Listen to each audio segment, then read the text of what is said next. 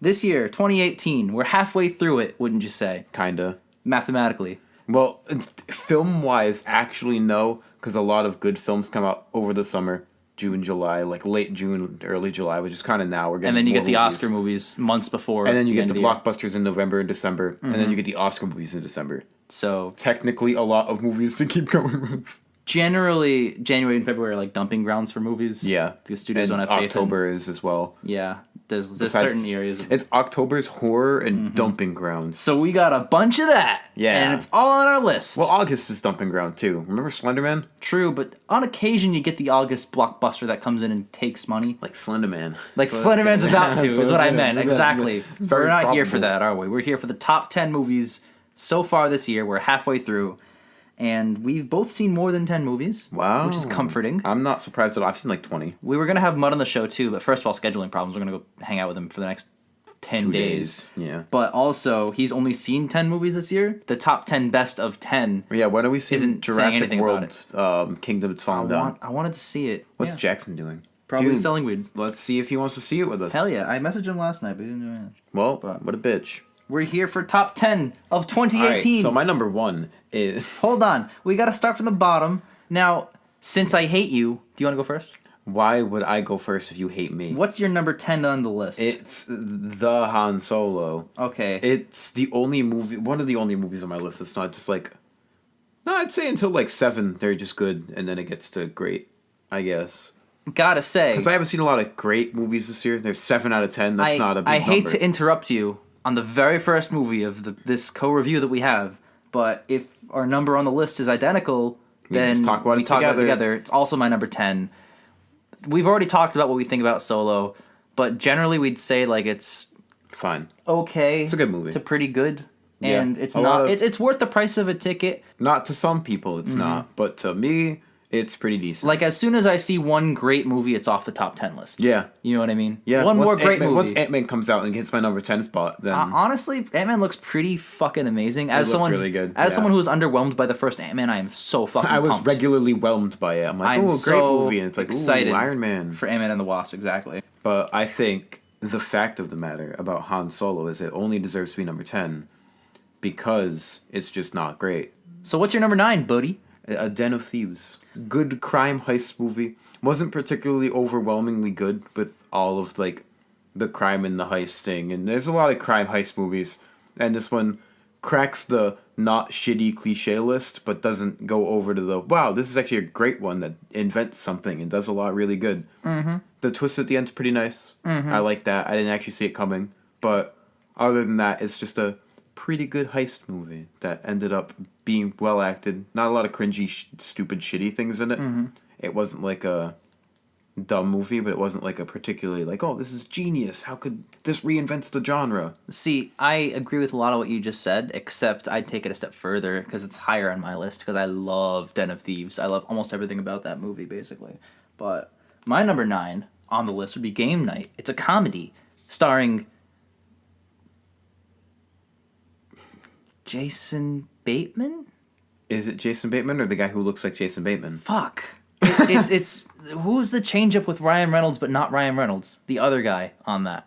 Jason Bateman. No, it's not. I don't know if it's Jason Bateman. And it's actually the Wow. way it looks from the trailers is, oh, it's just another comedy. We'll go see it anyway. We have Movie Pass at this time. I didn't see it. So, yeah, you missed this movie. It's surprisingly great. The way it's done and directed is like a real actual movie that isn't just a dumb comedy. And it has these comedy scenes, but it's done with like actual character arcs and like 1, 2, 3s and subplots and actual interesting things that are happening on screen. Yeah. And honestly, it shocked me how good this movie is, especially for like a comedy in February or March. Early year comedies are usually February garbage. 23rd, so Yeah, pretty bad. Usually early year comedies are hot garbage, and this broke through all of those stereotypes. I got the and cast for you real quick so you don't it's- sound like a frothing retard. Is it Jason Bateman? Jason Bateman, Oh, Rachel McAdams, baby! That's her Jesse name, Plemons, Kyle I Chandler, don't care about the rest Billy of them. Magnuson, Stop saying their Ethan names. Bradbury. It's fun. It's fine. It's Stop. not Ethan Bradbury. No, that's enough. Done what's with the your show. What's your number 8? Oh, it was Upgrade Upgrade. That it came out. that came out. It was Good. So what's your number 7? No, I'm kidding. Upgrade was another one of those action movies where it was like I thought it was just gonna be a dumb action movie with a good concept that they don't like enhance on the concept. Mm-hmm. I hate when action movies do that where they have like one really good concept, they use it for like 5 minutes, and then the rest of the movie's like, remember that concept, and then they just don't actually use it again. Mm-hmm. The whole movie's about the concept, which is great. The guy with the gun in his hand, in his arm. Every single movie with cool prosthetics makes me want to cut my arm off and have cool prosthetics. Right. But like I'd rather have an arm.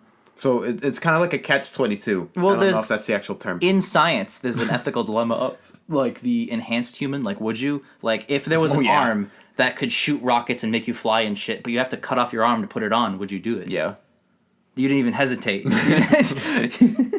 The fuck? I'd have a cool rocket shooty arm. I mean, You know how cool that'd be? If we're gonna diverge from the top 10 list real quick, I personally would be very cautious because Nah. technology is always updating. So what if I get Model X of the arm and then Model XS Plus comes out? You can And- click it off and then put the S Plus in like an No, but iPhone. what if like because surgery isn't like technology. Like when you're old, when you get a new phone, you don't put that in the old phone you had. Yeah, you get but rid of your with old phone. human cybernetic enhancement ones, they would have to do it like that because it's the only smart way to do it. I'm telling you, I would right now if someone's like Ian, I could rip out your eyeball and you could like see through things. I'd be like, I just rip out my eye, it's fine. Okay. It's not like they see you good But anyway. then, like after a year of seeing through things, they're gonna be like, "Oh, the Model 2's come out." So and then I'd rip out my other eye and put in a new eye. no, but like now Model 1 is gonna be all buggy. No, because they want you to get the new eye. I don't think that's how it would actually work in that. It's just like iPhones, except with It'd be real the body iPhone, parts. like an actual eye. Literal iPhone. This isn't relevant at all. Yeah, what but the hell are we talking upgrade about? as a cybernetic enhancement. Yeah, it's relevant to upgrades. I'll give you that. So if right now someone's like, I'm gonna cut your arm off at the elbow and put a gun on your arm, but it's like an actual arm, I'd be like, yeah, okay, here's my arm. I don't think they cut it off and put a new arm on. They just put a gun in the arm. I do that too. Yeah. I don't care. That looks very fun. That's awesome. You load the clip up through your fucking weenus or some shit. It's so funny. It's amazing. But, no, I I'm love just it. saying that every single movie that has any form of cool prosthetics, Ian wants them. Jax from Mortal Kombat cut off both my arms from metal ones and I I have can a play lot them together. I have a lot of upgrade thoughts, but that's when I get higher on the list. All right. As of number 8, I gotta say, for me personally, it was Tag. That movie's higher on my list. I love Tag, and I know you also love Tag, and Mud loved Tag, but Tag is one of those movies where the trailer looked really funny, and somehow this movie that looked great over-delivered. Like, it's just such a great, fantastic movie, full of wonderful performances, excellent writing, excellent adaptation, of Real life. the real-life article and story Yeah. that shouldn't have been this good of a movie, and it ended up being, in my opinion, one of the best of the year. And it'll probably stay that way unless even like a slew of great movies come out, That's knock true. it off. But I love Tag, and even if I it's not also on my do top love 10 Tag. at the end of the year, I'd still gotta say go out and check it out. Check out Tag the film. What number's after 8? 7? Yes. What is it for you, buddy? Black Panther. It was good. I have my qualms with the end because it looks like PlayStation 2. Mm-hmm. And that makes me sad because it's like a $200 million budget movie. How do True. you fuck up? But I didn't notice it when I was in the theater. Like, I actually had to rewatch it and be like, oh, that's PS2. Okay. Well, Exactly. fuck me. It's something you don't see at first. So my major qualm with the movie is already a little bit passed over. But it's very fun. It was well acted. It wasn't too contrived. They were trying to make a message, and it wasn't like a big like clusterfuck message. They was clear, concise, wasn't too in your face, which I like because if you shove your message down my throat in your movie, I'm gonna be like, hey, can you let me figure it out? I'm a film person. Mm-hmm. I want to figure it out. I want to figure out Rosebud's the sled. I don't want people to just tell me. Black Panther is not on my list. Yeah.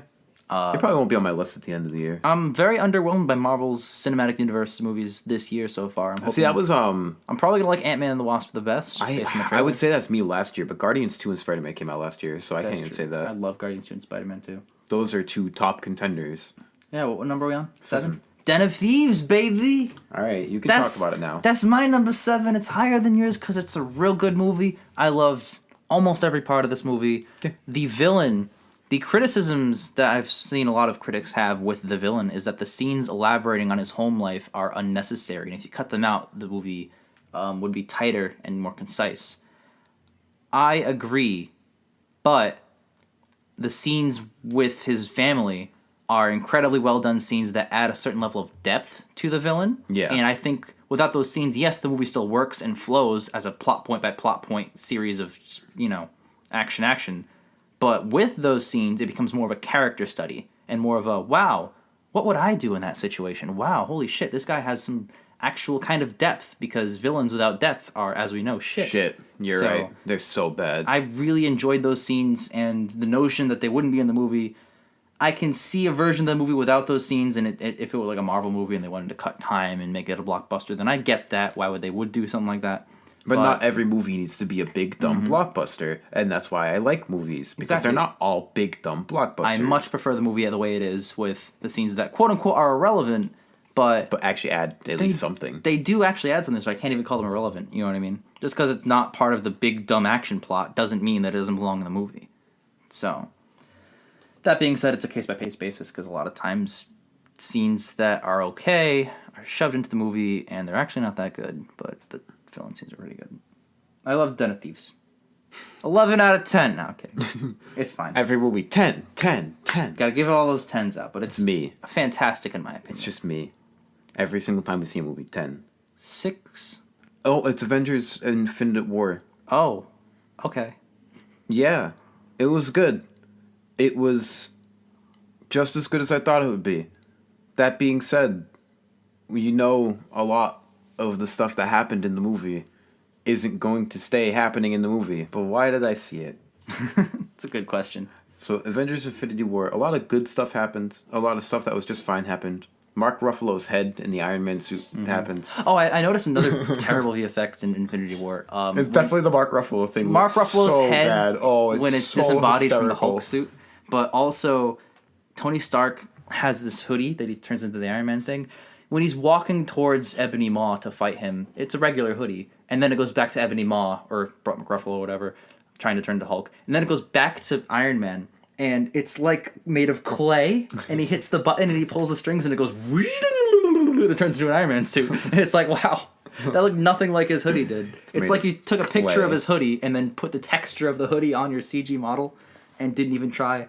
That was pretty good. That was pretty I funny. didn't notice that. Now I'm upset. For All right, some now reason- it's number 7. I Black Panther's love- number 6. Okay, no, I'm kidding. No, I love terrible VFX, and like the more movie costs to make, The funnier the the VFX funnier are. the VFX, Oh, like bad VFX 100%. are. You know what I mean? Because like $300 million. That's why Black Panther and Infinity War, when you notice them, you're like, Jesus. You It's like could- Justice League. $300 million. You could have fed the poor. You could have. Every single affected Justice League costing $300 million. You and could you're have just donated it to like "Aw." the Red Cross. You could have helped fight cancer or something. But no, No, you Justice made League. You made Justice League. you made Justice League. Honorable mention, 2017. Justice. It's not even this year, nor would it be on any of our lists except top 10 worst. No, top 10 best. Number 1. Number one Justice best, League. only good movie, and then everything else. Infinity War, it was exactly what everyone expected. Everyone expected it to be great. I thought it was great. Yep. I loved it. That being said, I know some of it's going to not matter at all. And some things that I wished happened didn't happen. And if it happens in the next one, great. Good job, Marvel. You actually had any balls at all. If not, well, fuck you, Disney. We have many videos out about, about Infinity War in which I rant about Infinity War Yes. or talk about my opinion. So I'll keep this. There's brief. also You Mud Argue Infinity War. Go. Yeah, that damn ending is the name of the video. But since you did bring it up and it's not on my list, I'll just go off a little bit. This movie, for me, all of my opinions are unchanged, and that's unusual because usually when you see a movie that like you love, it's real great, and then it slowly dies down. Or if a movie like generally like your opinions kind of sway as time goes on, you see Yeah. other movies, and you get your list forming. My opinion of Infinity War is exactly the same as when I saw it, and I've seen it like 3 times because I've seen it with you, seen Yeah. it with Jax, seen it with other people, and that's kind of blockbuster tactics of just seeing it with all your friends and then you go again and again. So because it's an experience. So on that level, it's a fun experience. It's not bad, but I don't know. I guess I'd recommend it because everyone else loves it. That's So true. therefore, you must love it statistically. Yeah, no, I love it, and you think it's good. Therefore, Kinda. everyone thinks Therefore, it's good. everyone thinks it's a good movie. Exactly. That's how it works. So And that's why What's- my number 5 is A Wrinkle in Time. I'm fucking kidding. It's the worst movie. wait. I didn't even do my number Oh, 6. well, I don't you care about your fucking number asshole. 6. So my number 5 is I don't give a fuck about you personally. My number 6 is Gringo. This is an Amazon Studios original movie for their streaming service, and their tactic has been to release it for like a few weeks in theaters, get hype about it, get some money going, and then bring it straight to their Amazon service. And that way it'll boost traffic. And Hasn't Netflix been doing shit like that too? they did, Except not good. except they're Netflix, so they're bad. Gotcha. But Amazon's trying to do this tactic. It's working pretty well. I think Gringo did make some money. Yeah, and it's it did. a situation where even if the movie isn't box office profitable, it could be beneficial for like boost traffic on their service or whatever. But it made money. Critics are whelmed and or divided about Gringo. I fucking love Gringo. I don't know if we did a review. I don't think we did because No, I did not get you to didn't see get it. to see it. Gringo is a 9 out of 10 for me, easy. Wow, It good, is an damn. incredible movie. To me, it's a because the whole movie is about this guy who's taken shit all his life and is like a mild mannered, very passive aggressive, like pushover kind of guy. And the villains are the bosses, Charlize Theron and some dude. And they're Charlize Theron's in Yeah. this one. Okay, yep. they're the bosses of this huge company, and they're sending him to Mexico for reasons, but shit gets so bad that like it's in the company's best interest to have him assassinated in Mexico. So they Okay. hire an assassin, and the assassin goes to kill him, and then him and his assassin have like this conversation about why he's atheistic. And then Mexican cartel drug lords end up trying to kill the assassin for unknown reasons, but they believe that him, the main character, has like all this stuff. Like it's just this guy who does nothing his whole life, and his wife cheats on him, and he discovers that and is like, oh, well, I guess that's okay, because he's just so passive. He's caught up in like every kind of side of every drug war, including this company that's trying to create a weed pill, unrelated subplot. It's great. And over the course of the movie, you see him finally gain confidence and actually stand up for himself and say fuck you to like his bosses, basically. Not literally do that. I think he does literally do that, but like it's just, to me, I saw it as this incredible artistic expression. I know I'm reading really far into this movie that got like a 50 or 60% Rotten Tomatoes, and everyone said it was but I love it. I love it to death. I would watch this movie 10 more times. I think Gringo is one of the best of the year, and will probably stay that way at the end of the year. That's my review of Gringo. Suck a dick, everyone else. All right, what's your number 5? Incredibles 2.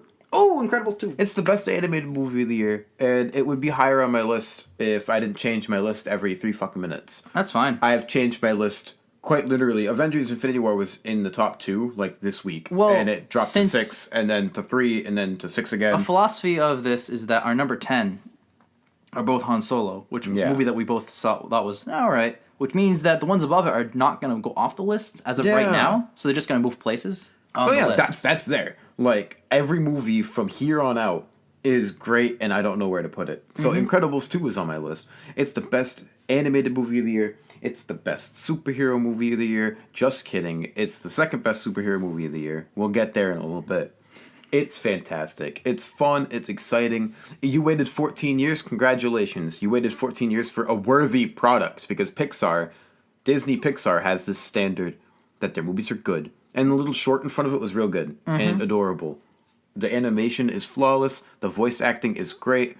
Frozone. I love Frozone. They use more Frozone, which makes me very happy because he's a cool character. Mm-hmm. And the best parts of the movie aren't even, like, the action parts of the movie. It's Mr. Incredible trying to deal with raising children, and also Jack existing at all. So the movie manages to take the things that wouldn't be the most interesting things in an actual movie and make them the most interesting things in the movie. And I think that's really, really I would agree with great. a lot of what you just said, honestly. Like that, we already have the review of Incredibles 2 where I just go off on how much I love this stupid movie and everything about it. And like, I know it's not a 10. 10. But to me, fuck. Like, I can't watch that movie and not feel amazing for 2 hours. Yeah. Like, I can't not. It's just one of those movies that just hits you. And it hit me a certain way. So, Really nuts. my number 5 is A Wrinkle in Time. Oh my god. I actually- made the joke. Upgrade. Now, you talked briefly about this. I'm just gonna, because we started to record So How Was Upgrade, but I think Allie came over and we played games all Oh, night. did we never actually release that? Yeah, we got like 2 minutes into recording it. We were like, wow, it started pretty good, and then they showed up and then we played games. It did start pretty good. But Upgrade to me is, it's like a hardcore Henry where it keeps pushing the boundaries. Except it's better than Hardcore Henry. Well, it keeps pushing the boundaries of what exciting R-rated action movies can be. And it doesn't have to be this flawlessly executed like action sequences like John Wick Chapter 1 and 2. It doesn't have to be this huge spectacle like The Matrix.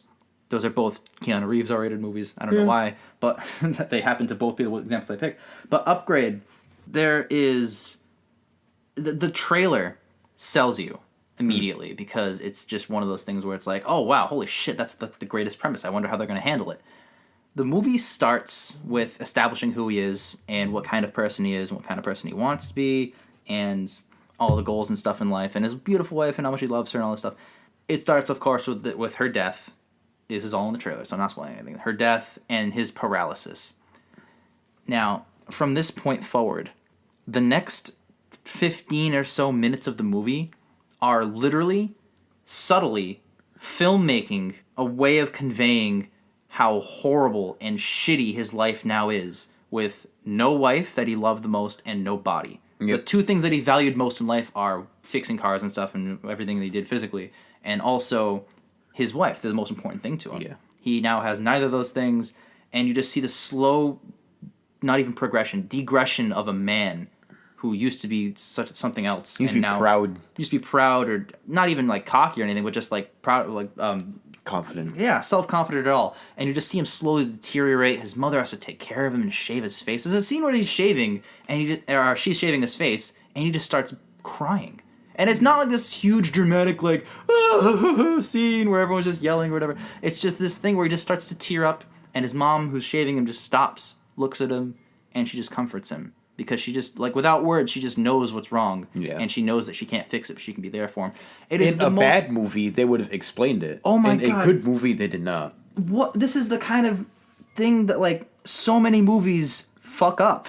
Just this subtle storytelling and, like, conveying how the character is feeling in a certain scene. And you just get everything. You get his entire struggle is just made perfectly clear to you in that sequence of events. And the rest of the movie's pretty good, too.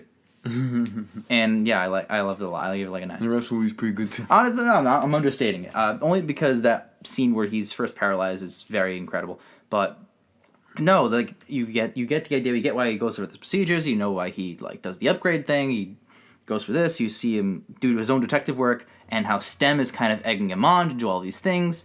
I'm purposely not talking about why else I love this movie because that goes into spoiler territory. But I really liked the ending. I thought it was going to go in a different direction and try and be like, oh, wow, the hero's so badass. And it does do that, but it also does it in like a, holy shit, that's what's happening kind of way. And he even says, holy shit, what's happening? Yeah. At certain like, points. And that's how you want to end what's it? going on. Holy fuck, that's a ballsy ending. You Yeah. know what I mean? So like 9 out of 10 for me. What's your number 4?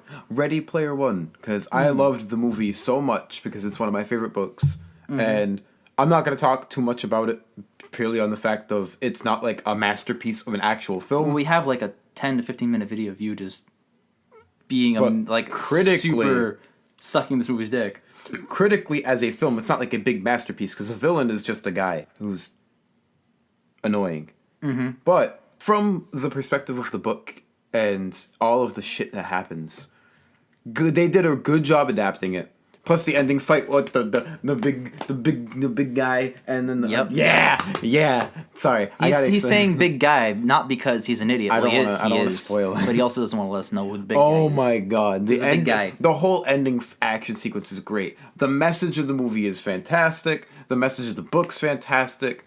Seeing everything actually progress properly and them not making a book adaptation where it's like, now he sucks a dick. Like, thanks movies. It's just every book adaptation of books that I actually enjoy end up being, barring a few, the worst.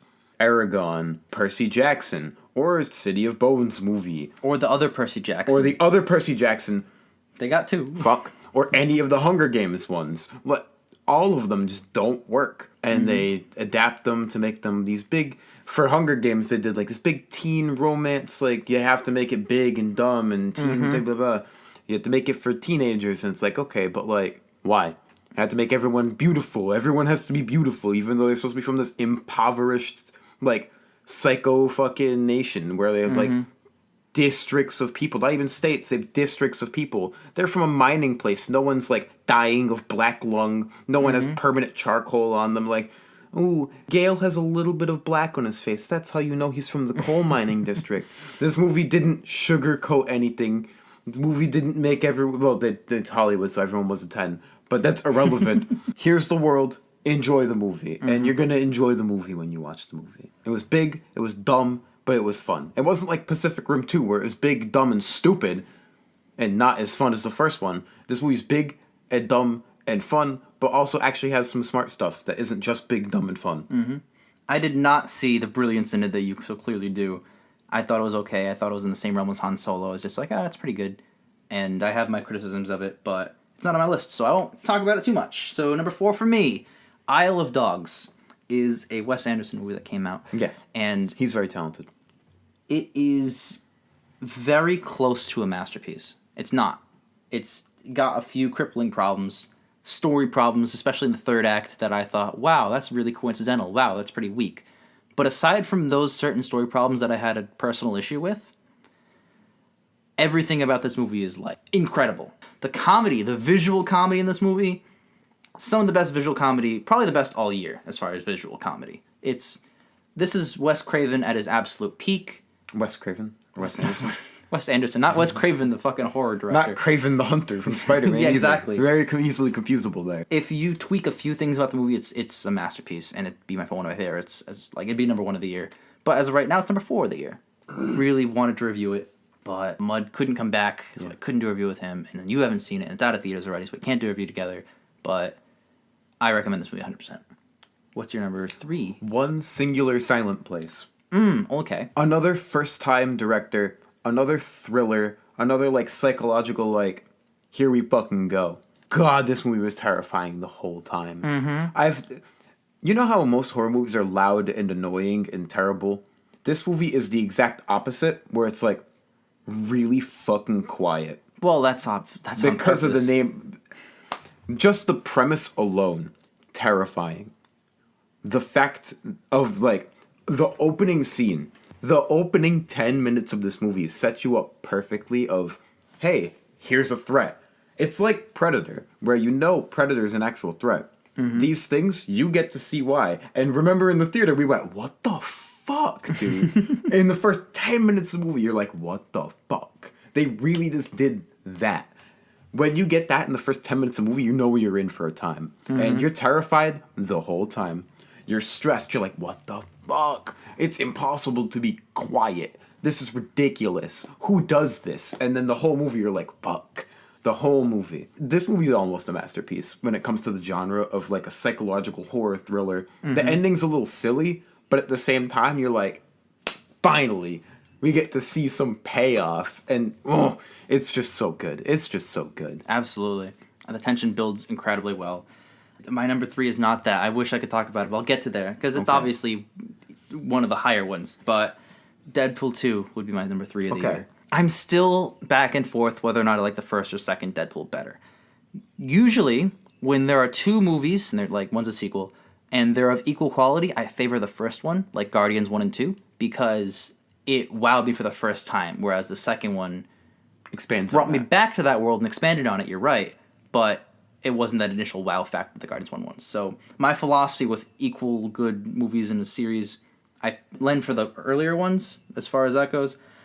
Deadpool 1 versus 2, I'm honestly leaning towards 2, not because I think that the first one isn't as good. I think they're of roughly equal quality. They're both like 8s or 9s or whatever. But Deadpool 2, and this is going to sound nuts, the writing is even better. Deadpool 1 is one of the best written movies in the year it came out, and Deadpool 2 supersedes that with I agree. Not just the amount of jokes and not just the amount of times jokes land, but how the jokes are woven into the story and how the meta humor is not dimmed down to the point where it's barely there and also not overbearing to the point where it's annoying. Yep, it is I agree. The perfect line. Deadpool 1 walked that perfect line, and this one walked the perfect line, except it also intertwines a lot of what the narrative is in with that.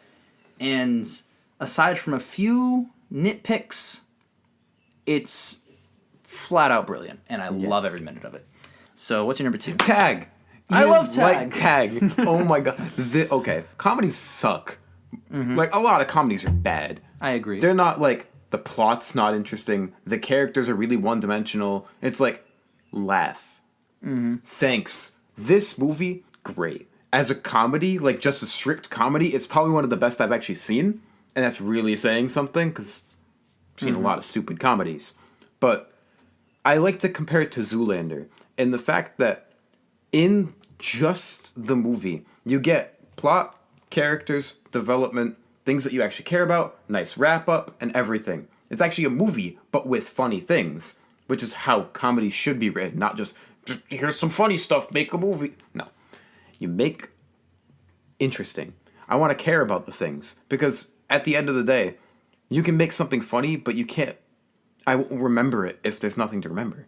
Mm-hmm. It's why a lot of like the dumb stoner comedies where they're just funny and people smoke and it's funny, I don't remember them very much. This movie walked the line of comedy and not walked the line. It enhanced a comedy genre for me at least. The concept is really stupid. It's just playing people who've played tag for like 30 years. But it had the element of every single person being hilarious, but for different reasons. And I've mentioned this in our tag review already, so I'll try to keep it a little more brief.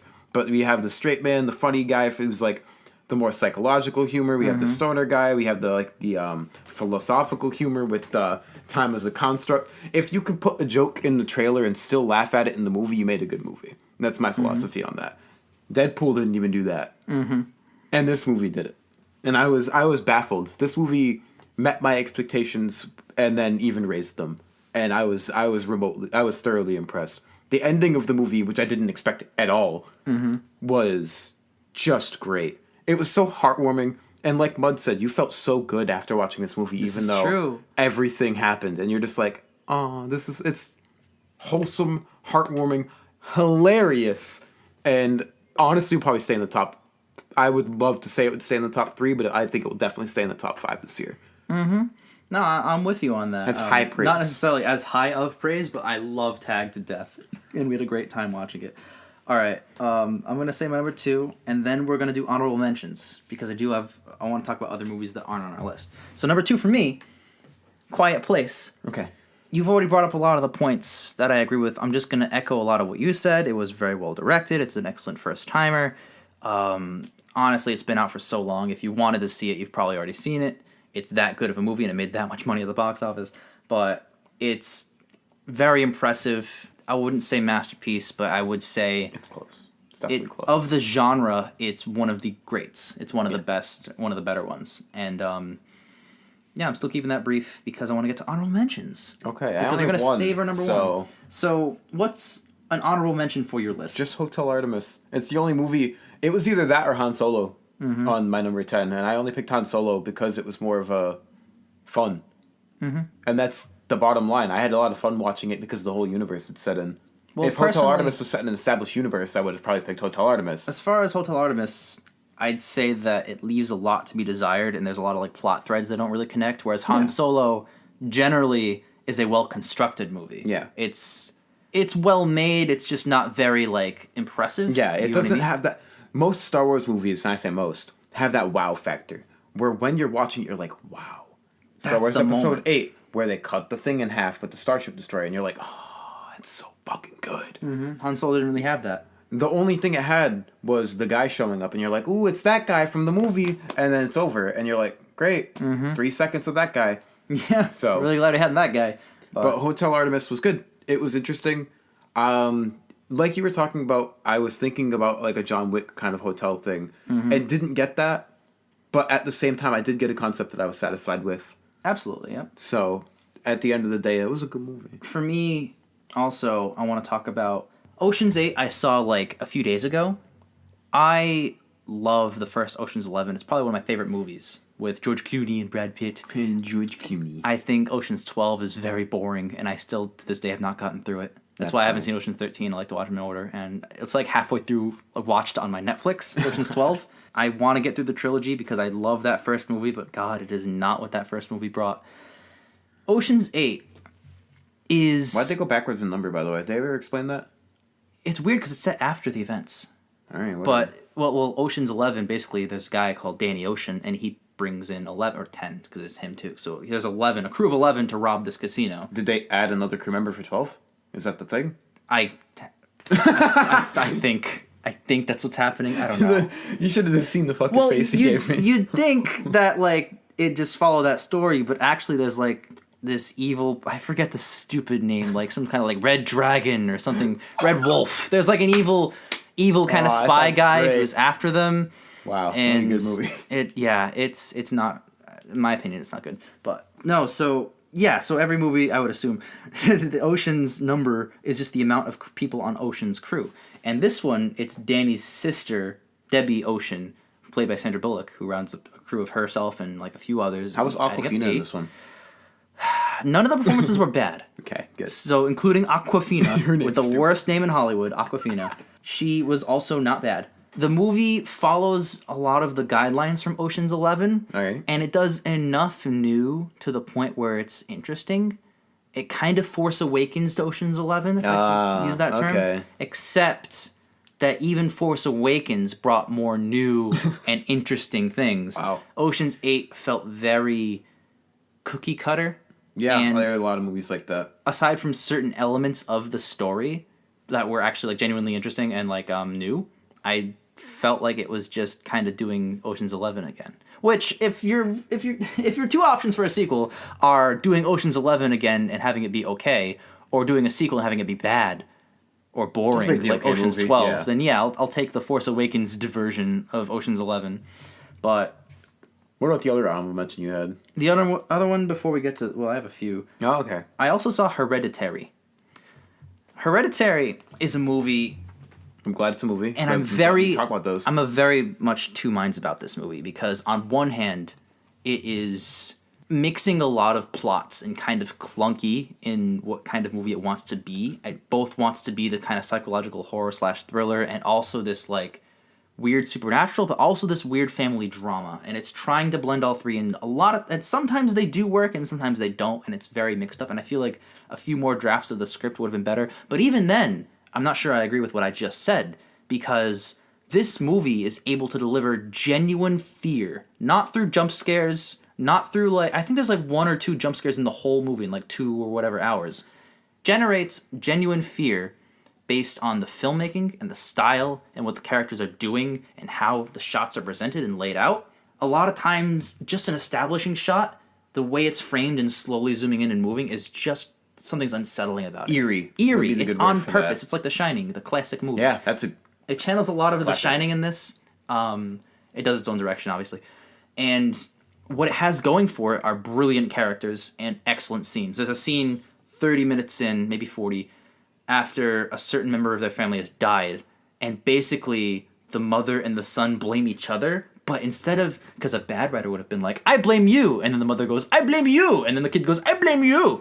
A good writer, which is what happened in this movie, has subtle nuances indicating what the characters feel about each other, and it has them have snarky dialogue and come back, and this tension is just like, oh, you can cut it with a knife, and then it escalates and escalates to the point where the mother flips out on her own fucking kid about how no one takes responsibility for their actions in the whole house. And you think about the movie, like, holy shit, she's totally right and justified. And And then the kid kills her. And you're like, fuck. no, No, I'm kidding. I didn't see the this, movie. It's this genuinely wonderful scene, and it's so good, and so non-supernatural, and so non-scary that it doesn't belong in this supernatural scary movie. And what the movie kind of becomes is this supernatural tale, and it's again well directed, well edited, well filmed, well shot, well acted.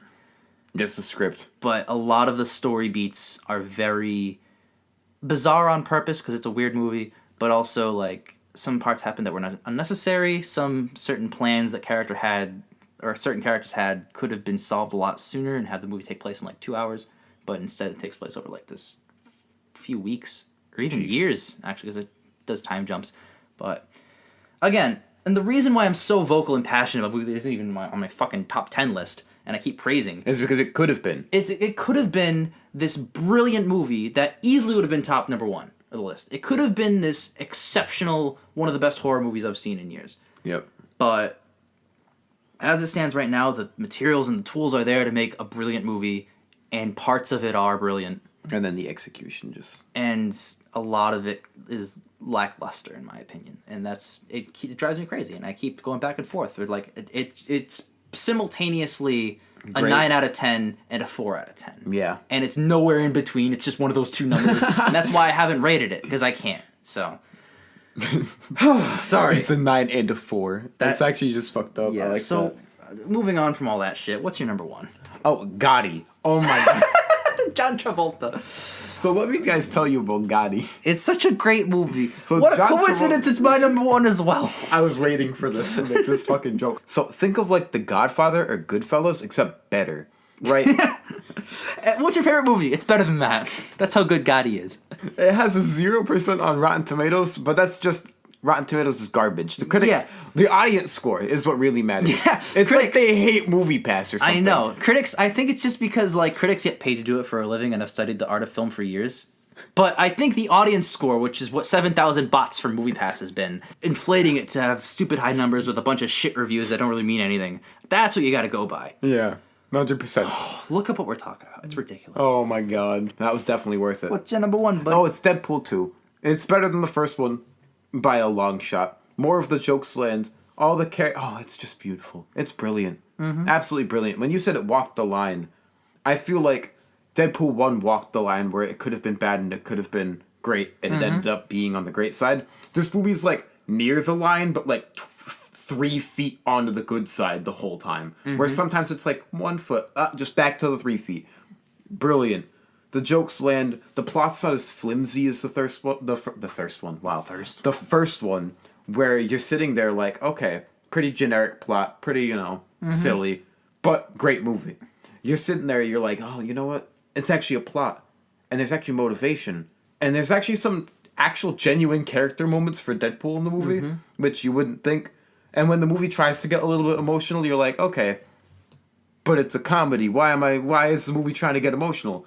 But it actually works while making you think a little bit like, okay, hold on. It takes you out of it for a second, and then you're like, okay, but it's a movie, so things, while being funny, can still be serious and have that levity. Absolutely brilliant. I think it's better than the first one, barring the editing. The editing in this one's a little weird. I don't know what bum they paid off the street to edit parts of the movie, but it's either like really weird and jumpy and cutty, and they like miss us. There's one point in the movie where they actually just like miss a scene completely. I'm pretty sure. And it goes from one thing to another, and I'm like, there's supposed to be something in between there, like 100%. It's almost like they cut it out for time. And they either cut it out for time or cut it out because they forgot. I think they definitely cut it out because they forgot. Because like, Understandable. Jesus. But it's acted better than the first one. There's a lot more going on than the first one. The jokes landed, which is great. There was no less angry Rosie O'Donnell joke that was like, okay, that wasn't funny in the trailer. It's not funny now still. A lot more worked in this movie. And it has the best end credits sequence that I've ever seen in a movie. It has Really some pretty does. fucking amazing end credits. I don't know if it's top, like, I don't know if it's it's number definitely one. the best one. I don't know if it's the best one, but holy shit, it's up there. I laughed harder at the end credits sequence than a lot of the really good jokes in the movie. Like, I almost pissed myself. And I had to pee, because it's watching a movie. I don't leave to go to the bathroom. So I actually had to pee and almost peed myself. It's Great amazing. movie. Go see Excellent end credits. Go see Deadpool 2. It was on both of our lists in what, the top 3? Top 4? Top 4 or 5, yeah. My number one is Deadpool 2 again. No, it's Incredibles 2. So how was Incredibles 2, you might ask? Well, to that I say... 10.